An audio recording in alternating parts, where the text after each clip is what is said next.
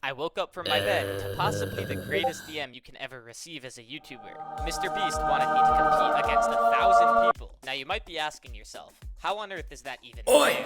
What the Well, hell are I you have doing? 100 hours of prep time. I'm just watching. prepare a Where the match. hell is I the didn't boid have to pathfinding kill video creator 1,000 Factorem? people. I just had to It's survive for look 1 man, hour. it's hard. Now, I'm still if you've figuring it already out seen myself, Mr. okay? Beast's I can't make a video tutorial on right now. this, Don't Oh click yeah? off, Really? because Then this show me video's just gonna how go hard over it all the is. traps that I wasn't able to Oh wow, use, okay. and all the Yeah, meticulous fine, I'll show planning you. behind each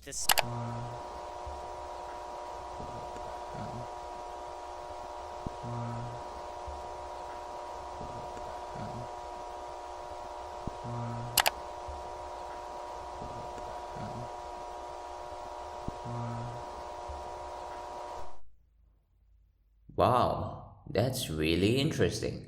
You finished already, you fuck! Yeah, I've stalled this long enough already.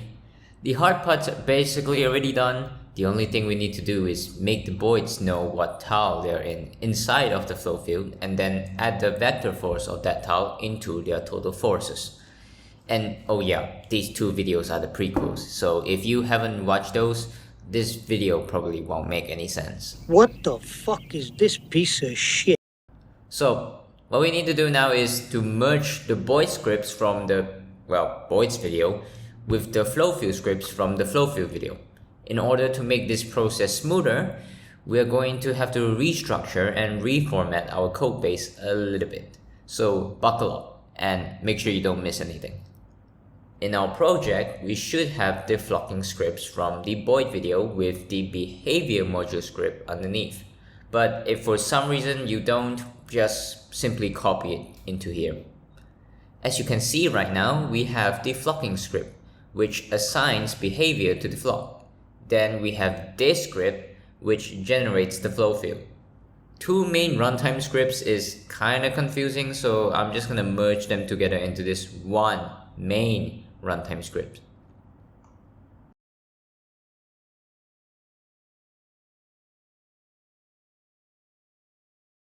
Obviously, we want this flow field generation and behavior assigning to be replicable.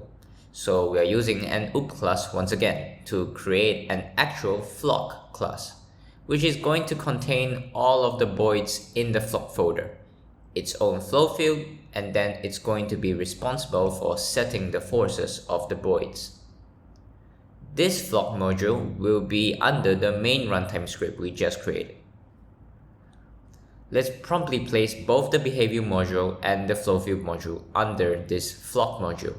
And now our hierarchy is looking, for the most part, neat and tidy. Now another thing I'm gonna quickly do is make the destination tile generate white. So, we can see it a little better. We are also going to write a few new functions, as well as change some old ones. First of all, let's make a simple world to force vector function right inside the flowfield class. This is to make it so that we can translate the real vector tree position passed into here into the correct flow vector for the boids to use. Let's go over this from top to bottom. It will first calculate which tile this position is in. Then if this position is not out of bounds of the flow field or inside a wall tile, then it will return the flow vector that belongs to that tile.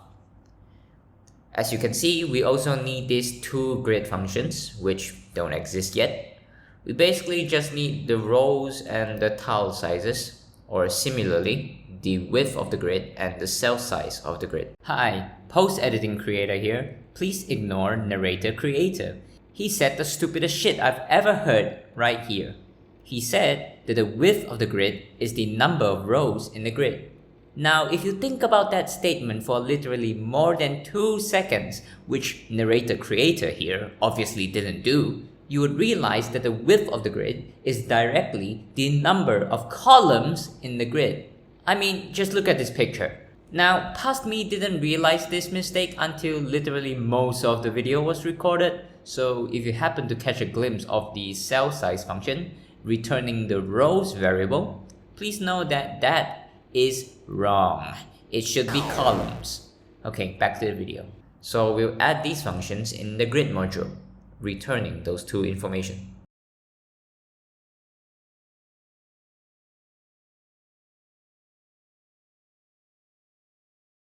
Lastly, in our behavior script, we'll promptly rename this function from assign to set forces.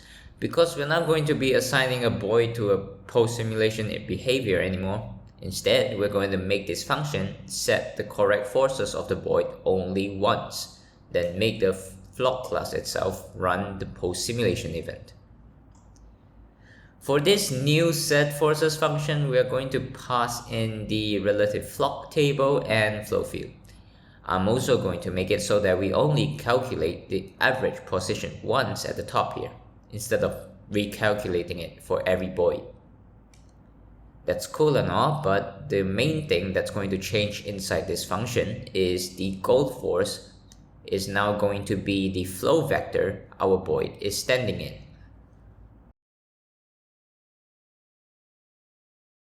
And I've also put a blocker here to say that if the world to flow vector function isn't able to calculate a flow vector successfully, which either means the boid is inside a wall or completely outside the flow field, the boid should just stand still. Since the goal force is basically the force that dictates where the boid is generally gonna steer towards, if the goal force is the flowing vector that the boid is standing in, it will follow the path of the flow field, all the while obeying the rules of the flock like cohesion and separation, which basically means it's pathfinding. Oh yeah, that's what we're doing. I was beginning to question what we are doing after all this time. Anyways, oh, and also we're ditching the dampening for now because that requires another whole lot of setup changes, which I'm too lazy for right now, so let's comment it out for later. Inside the flock module, let's make it so that when we create a new flock, we'll set up a new post-simulation event with a bit of an interval, which will continuously set the forces of its own boids. Now you could make this into a separate function, that's entirely up to you and how you want to structure your project. But for the sake of this tutorial, it's only about the fundamentals, so I'll structure it as simply as possible. Do note that your flow field must be generated before your post-simulation event is connected. Otherwise, what flow field path is the boid going to follow, huh? You stupid bitch! Sorry about that. I get a little bit impulsive sometimes. So, now in our main runtime script, let's require the flock module and create the flock object with this flock folder filled with boids in our workspace. And then, yep, that's it. From the way we set it up, it should immediately generate the flow field. And once it is fully generated, it will make our boids walk using the flow field.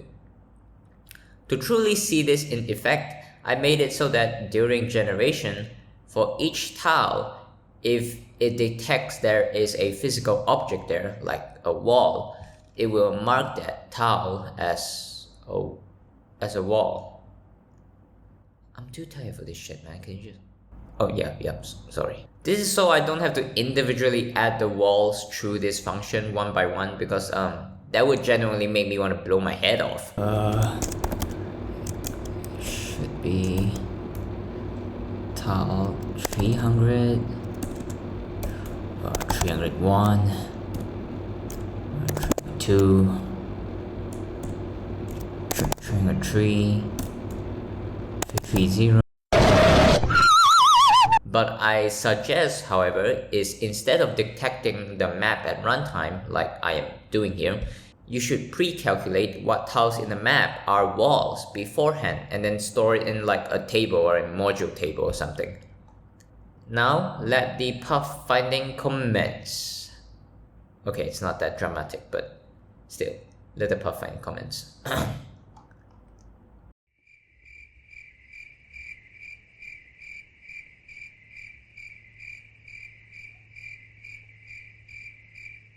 So yeah, your boids are pathfinding now.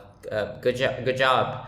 But as you can probably notice, they are janky as hell and change direction really rapidly. One reason for this is we removed the dampening things just now, so yeah, because we restructure our code. Because of that, we can't really just store it in a single variable anymore. We have to store a table of all of the boid's last updated move directions, and then dampen their current move direction using that. It's not that hard to set up though. Just add a new table into the flock object and basically we'll store all the previous frame forces in here. Let's pass this into the set forces function down here and head into it. Let's define a new parameter for the previous forces table. Then our old dampening code that we commented out, let's just uncomment it. Then replace the last final force parameter with the key of the correct boid in the table. And that's basically it. Ditching the dampening for now because that requires another whole lot of setup changes. That was a lie. I'm just really lazy. Why do you think my upload schedule looks like this? Oh yeah, since we added dampening again, we are going to have to ease out on the intervals a little bit. Now dampening does soften the neurodivergence of our boids a little, just a little, but the next two reasons are really the main reasons they even have any jank at all. And that is, we haven't done diagonal arrows yet, and the boids aren't interpolating between the tiles. Alright, so let's add it right now then. Okay guys, that's it for the video. We're gonna add those things in the next video. What? Thank you so much for watching, and I'll see you guys in like another 5 years. Bye! Wait, no, don't!